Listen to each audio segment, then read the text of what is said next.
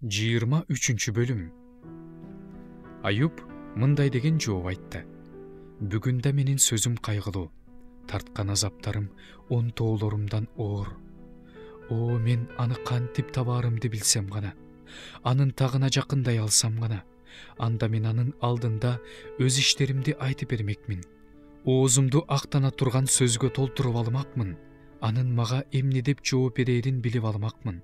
Анын мага эмне айтаарын түшүнүп алмакмын.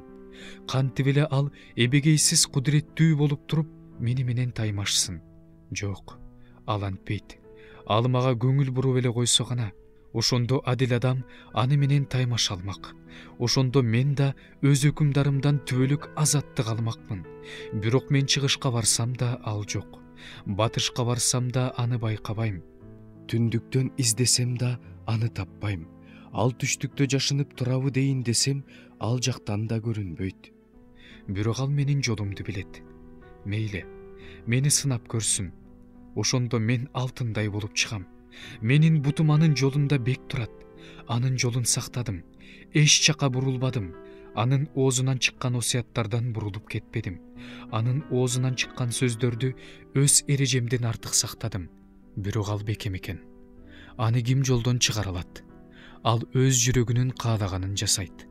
Ошон үчүн ал мага эмнени белгилеп койсо, ошону орундатат.